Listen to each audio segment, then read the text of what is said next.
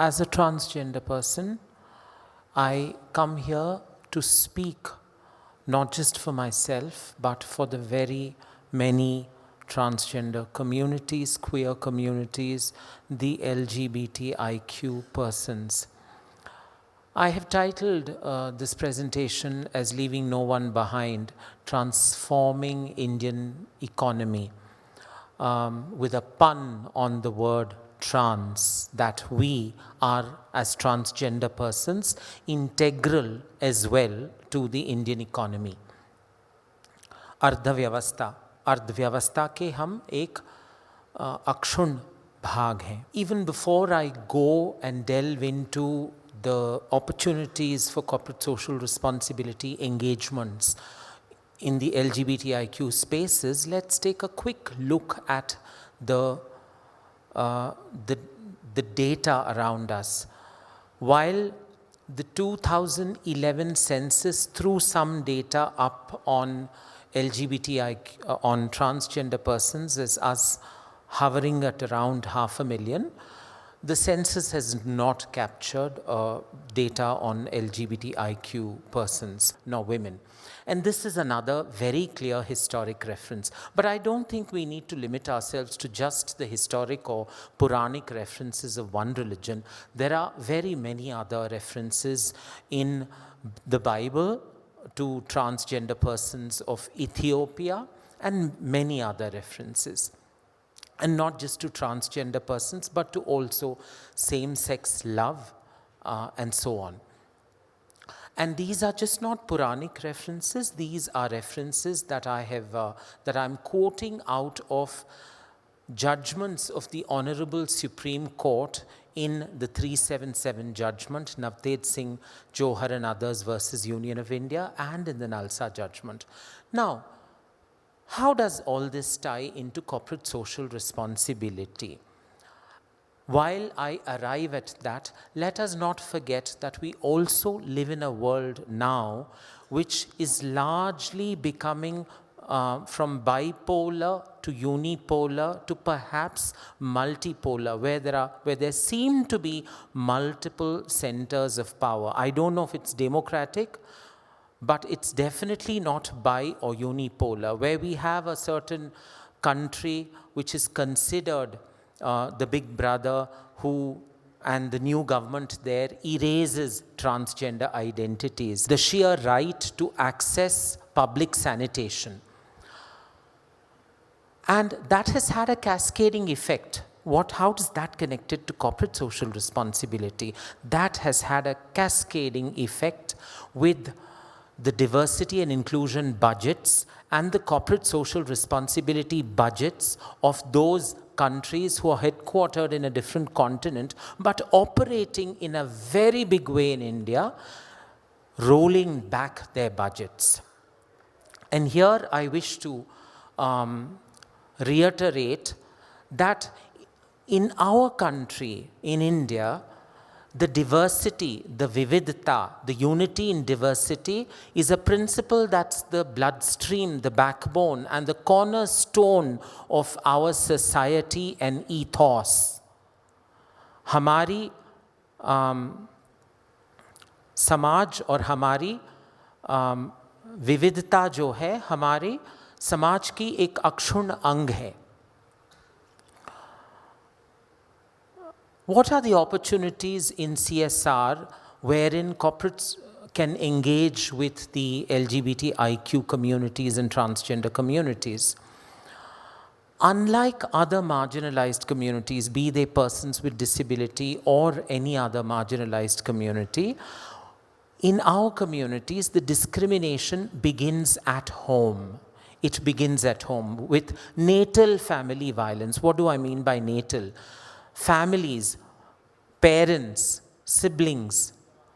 The violence and the discrimination begins right there.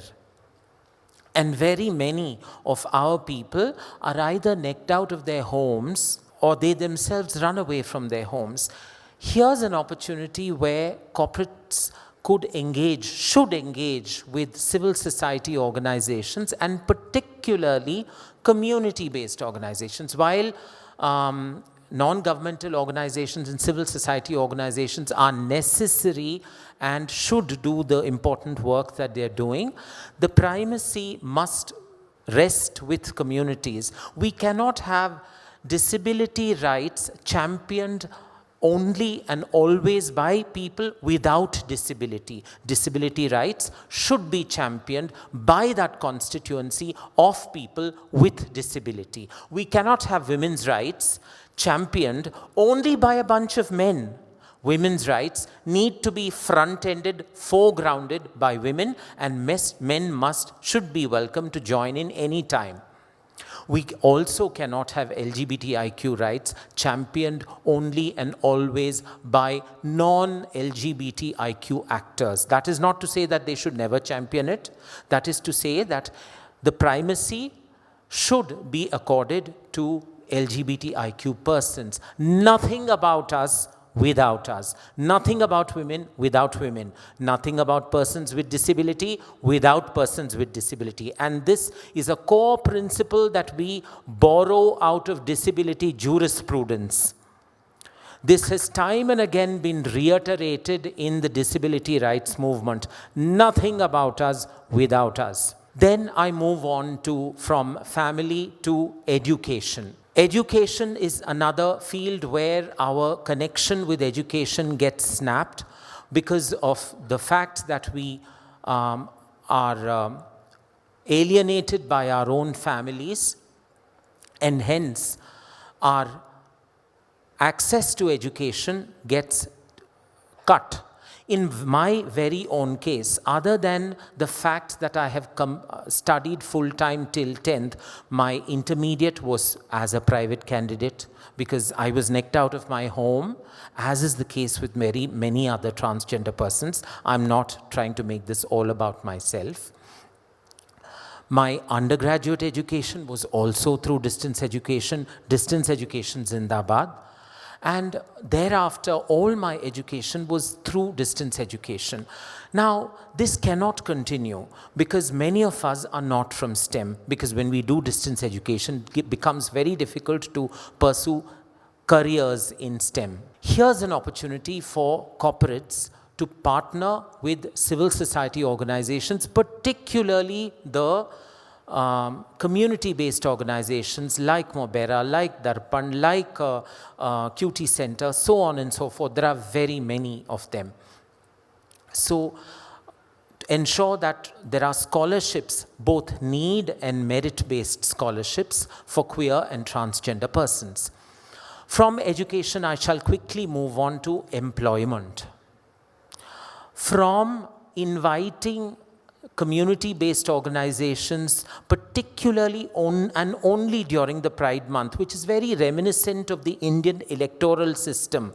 In the Indian electoral system, elections happen once in 5 years. And it's just once in 5 years, perhaps 2 months before elections, when the stereotypical politician descends upon slums seeking votes. Similarly, during the Pride Month every year, which is in the month of June, corporations swarm into community-based organizations, do speakers and so on.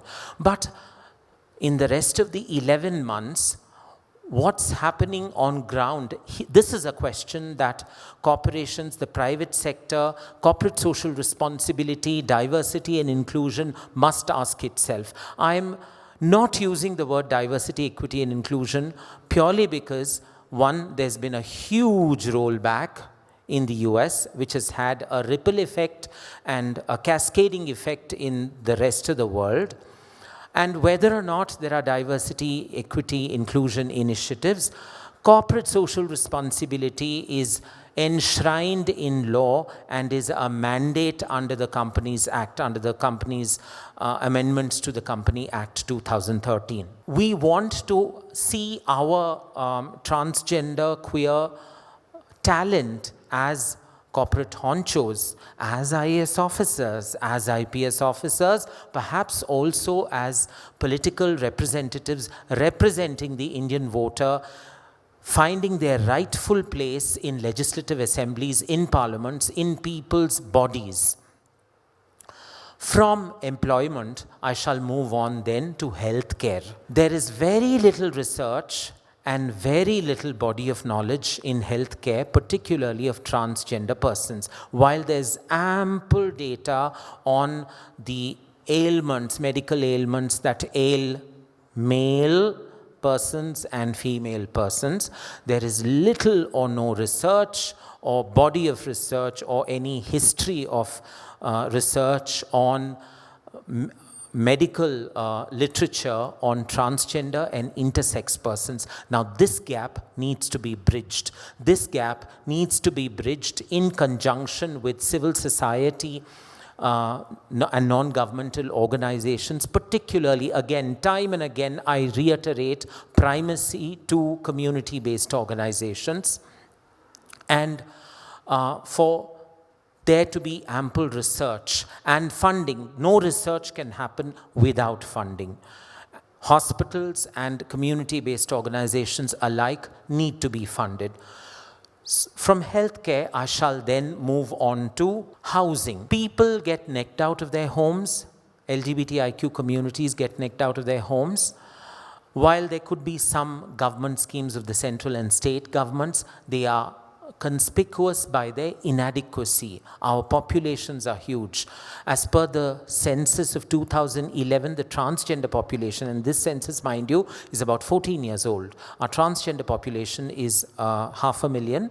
And as per the affidavits filed in the Supreme Court in the Navtej Singh Johar judgment, our population that the Government of India said when it filed its affidavit, its notarized sworn affidavit in the Supreme Court, is that our population of the LGBTIQ communities is 8 to 10% of the overall population. We are now trailing at 142 crores, and 8 to 10% of that could be anywhere from 12 to 14 crores. So this is a huge population, and this is based on global averages, on the Kinsey scale and other research. Housing is a huge problem. Corporations, the private sector, through corporate social responsibility, must take up pilot projects on housing, because the public funds, the taxpayers' money, will not be enough to do this.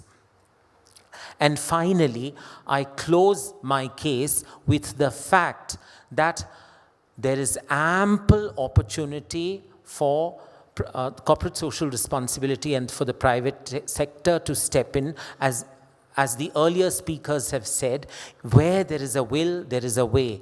And if at all there is anything that separates us or any marginalized community from the rest of the mainstream society, it is just opportunity, opportunity, and opportunity. Thank you.